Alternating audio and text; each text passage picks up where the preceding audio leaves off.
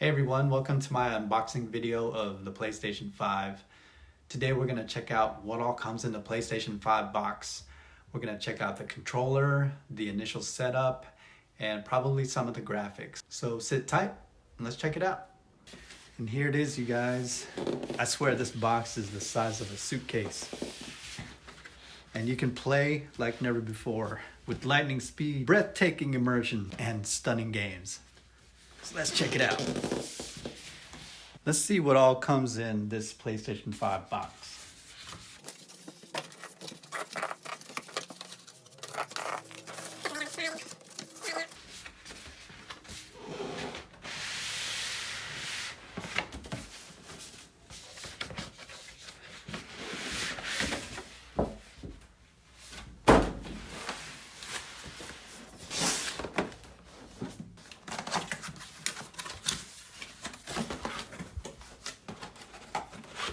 Inside the box, got the quick start guide and the safety guide.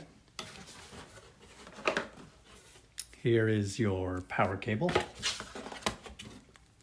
and your high-speed 2.1 HDMI cable.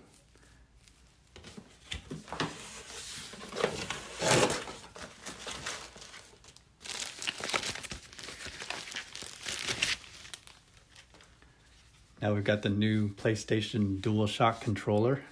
I've heard some cool things about this controller. The haptic feedback on the triggers, and it's got an actual speaker on the controller itself. I like the style of the controller, the whole color scheme, how these buttons are clear. It's really nice.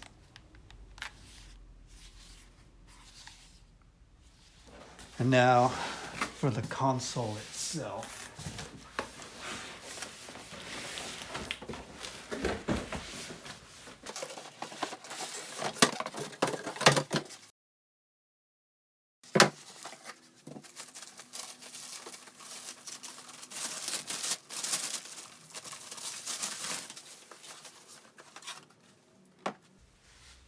Look at that. Now that is a piece of art. And last but not least, you get this stand. So if you want to situate it vertically, just put it on the stand like so. Fits perfectly on there. And if you want to situate it horizontally, you take the stand, make sure you rotate it to where it can't go any more clockwise, where it clicks. And hopefully you guys can see these little symbols here, PlayStation controller symbols.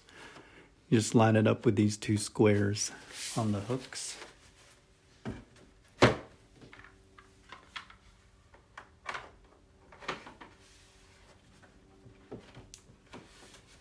And then it sits perfectly like that horizontally. Now let's go over the connections on this console. On the front here, you've got a USB-C port and a USB-A. And then here's your eject button and the power button. There's the optical drive. Gosh, this thing's heavy. And on the back, we have two USB-A ports, your Ethernet port, HDMI port, and that's where you plug the power cord. Pretty self-explanatory. This thing is so tall. And look how tall the PlayStation 5 is compared to the Xbox Series X. The connections are pretty easy. Just take the HDMI cable, plug it in there, and you take the power cord, plug it to where power goes. Then plug this end into the monitor and this end into power, and we're good to go. Now that is a cool setup right there. PlayStation 5 on the left, Xbox Series X on the right, and Xbox One X on the bottom. I know they're both competing consoles, competing companies. If you want to try them all, then just try them all. All right, now it's time to power it on.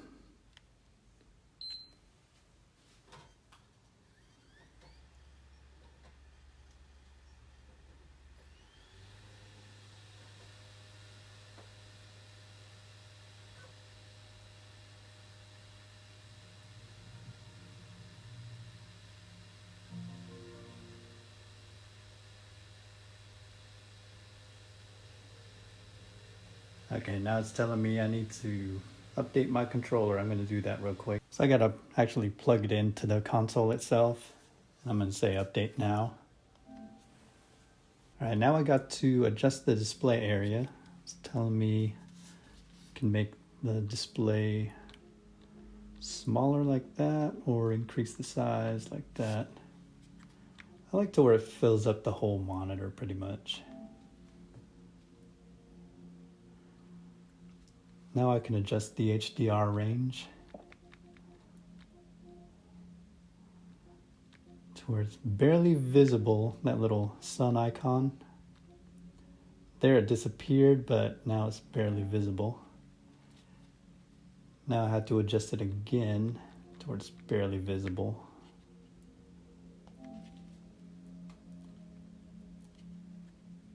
Now the darkness, they want it to be barely visible here too.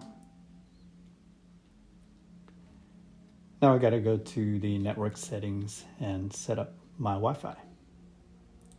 So now you've got your PlayStation 5 all set up and perfect, and now you want to take advantage of the 120 frames per second feature that you keep hearing online and in advertisements and everything. Well, one of the few games that takes advantage of 120 hertz or 120 frames per second, if you will, is Call of Duty Black Ops Cold War. You'll get the 120 frames per second option to work if you have a 120 frames per second capable monitor or television. So this is how to navigate into the menus and enable that feature. So you start Call of Duty Black Ops. Then once you get to the main menu, you just hit the start button to go to settings.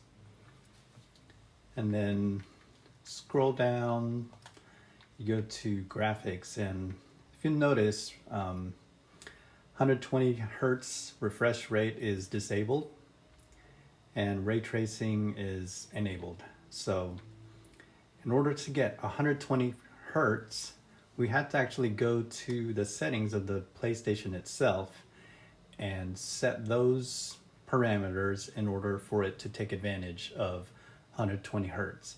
It even says it right here: to enable your TV must support a 120 hertz signal, and the performance mode must be selected in the system settings. So I'm gonna go back to the main menu. Let's see, I'm gonna go home, and then we'll go to settings, go to save data and game settings, go to presets, and move over to performance mode or resolution mode. This will specify if you want the PlayStation to focus on performance, which is better frame rates, or resolution mode, which is of course better resolution. By default, it'll let the game decide, but if you put it on performance mode, that will allow you to unlock the 120 hertz option in Call of Duty. So let's go back to our game. And what I'm finding out is if you go straight back to the game, it's still gonna have 120 hertz refresh rate disabled. So you're gonna have to actually restart the game. So I'm just gonna hit the PlayStation button, go home, and then let's close this game. I'm gonna close the game out, and then we're gonna go back in. And now let's go back to settings, graphics, and notice 120 hertz refresh rate is enabled and ray tracing is disabled. So that's how you take advantage of 120 hertz on your 120 hertz television or 120 hertz monitor. Hope this helps you guys.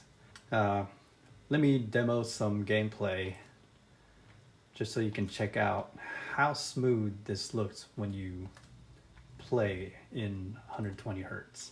In order to confirm that we are using 120 frames per second, just go to settings and go to screen and video output information. It's going to be running at 1920 by 1080 and 120 hertz.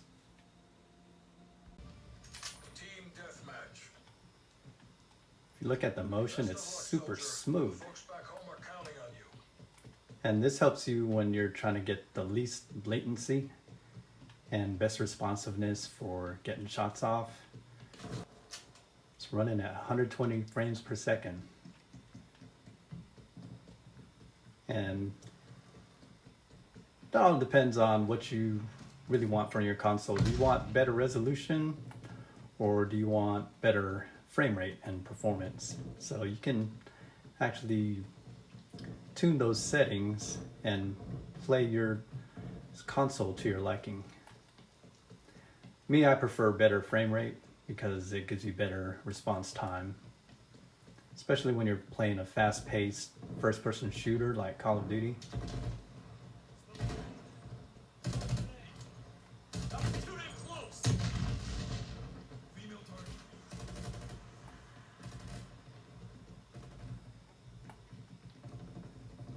And of course, you guys on YouTube are only going to see this in 60 frames per second, because unfortunately YouTube only supports 60 frames per second. Maybe one day they'll switch to 120 hertz.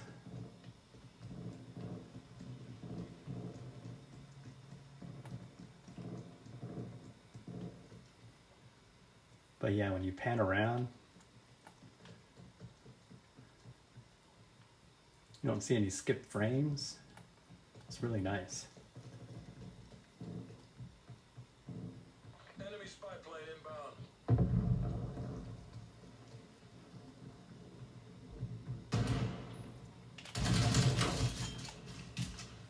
Threat down.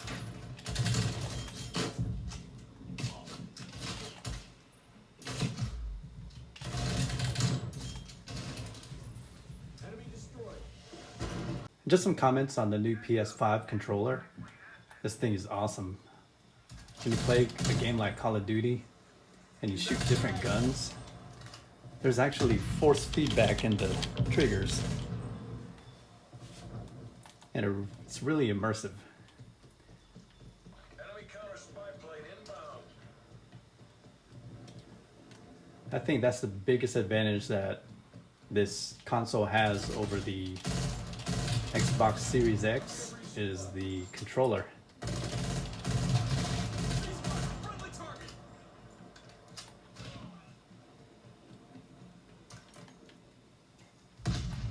Every gun you pick up is different. It's got a different feel for the triggers.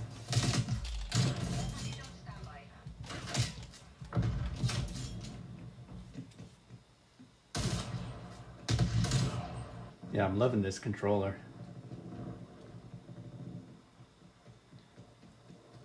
I wish the Xbox had something like this, especially for games like Halo and stuff. Adds so much to the game. Hostile spy plane established overhead.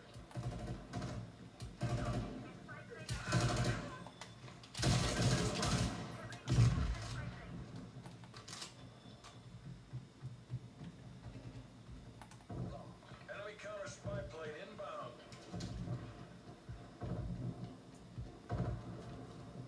Well, that's going to do it for this video, guys. Thank you guys for watching. As always, please like and subscribe, and I'll be coming out with some more content. I'm going to make a video on the monitor that I have. It's a 144 hertz LG monitor, and it's great for next gen consoles.